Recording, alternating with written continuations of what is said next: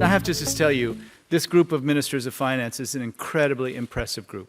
And all over the world, if you go, these ministers are the ones who are doing the most innovative, the most courageous things across the board, including committing to this alliance.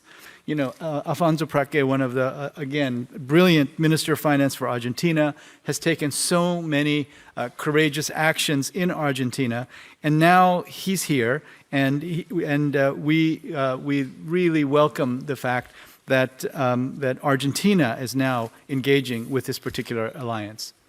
Let me start by thanking Dr. Kim for hosting this event, and also thanking my colleagues here in the panel for inviting me, because as you rightly say, Josefina, Argentina is not part of the alliance, of the Pacific Alliance. We've been observers for a while, and as I said before, we're looking into, getting stronger ties essentially between the two blocs, Mercosur and Pacific Alliance, which, the way you should look at it is West Coast and East Coast. And West Coast and East Coast, at least at the southern tip, meet in Argentina. And this is where we believe we have a great deal to offer. We can be the intersection of these two blocs. When you look at Argentina separately, we've got special trade agreements with each one of the countries that are represented in this panel. The very last one was with Mexico a couple of months ago, such that if we were formal members of Pacific Alliance, that wouldn't change almost anything. So, excuse me, would it change Mercosur?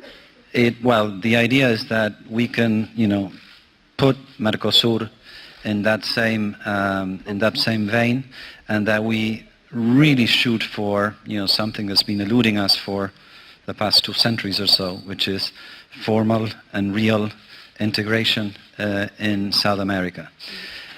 This is very important for a number of reasons, including the reason why you put the question forth in the first place. Argentina showing poverty rates of more than 30% is simply unacceptable. It cannot be that way. We've spent too many years with our own experience of populism, which obviously didn't work.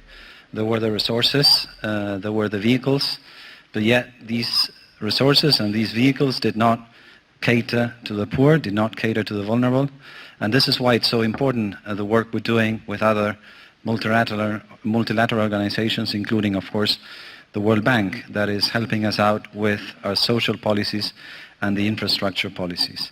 Just one single thought, because I don't want to monopolize.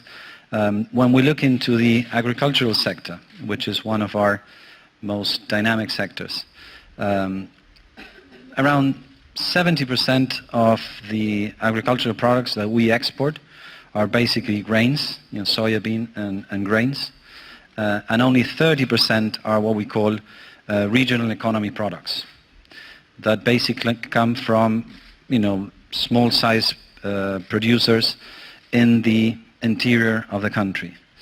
Now, although only 30% of our exports come from regional economies, 80% of the people employed in our agricultural sector come from the regional economies. And, the most obvious way out for that product is essentially, exporting to the rest of the region.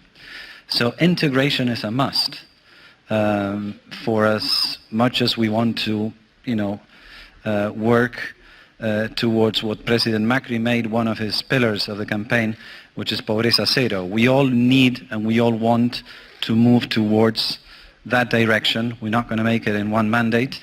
It's going to take a few more years. But in as much as we move in that direction, we're doing the right thing. And we can't do it by ourselves. The government by itself won't be able to do it.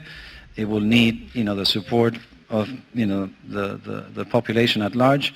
And even if we had the support of the population at large, we won't do it by ourselves, we Argentines. So this is why it's so important that we, integrate, we reconnect, we find ways of dealing with the same problems and coming up with similar solutions that have more power and then can be more scalable. Mr. Prat-Gay, how do you see the Pacific Alliance as a bridge for Argentina to reach the Asia-Pacific region? Well, I think Alfredo was talking about infrastructure, and infrastructure is so important for our countries and for our region and for our people. The productivity, challenge is a lot more about infrastructure than anything else. And there's so much infrastructure that needs to be done in our countries. And there's so much brain that we need to put into, as the G20 in China stressed this year, the interconnectivity of infrastructure.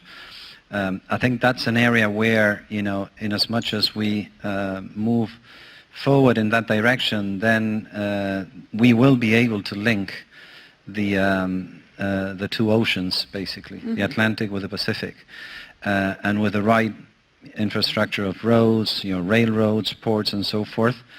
This will create a massive, productivity shock for all the producers in the region.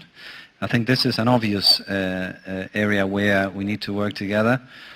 I like to believe, as Rodrigo was saying a while ago, that while there are, isolation trends or isolationist trends in Europe, and sadly so in the US, Latin America remains as this region where the ties are so strong, cultural, language-wise, any area you want to look at, that we can prevail and that we can be a beacon of integrity for the rest of the world. Of course, the proof is in the pudding. We need to make sure that we do that, but I think this is a lesson that we can start giving to the world in as much as we integrate more. Final thought in that regard. Populism is also another specter that is floating around the developed world, and at least I'll speak for ourselves. We Argentines have many PhDs in populism. We know all too well that it doesn't work. President Macri was sworn in with a mandate of dealing with populism and making sure that we move ahead, and that's basically what we're trying to do. And again, if we can work together and if we succeed in bringing the poverty rates down, that will be a significant lesson not just for ourselves but for the rest of the world too.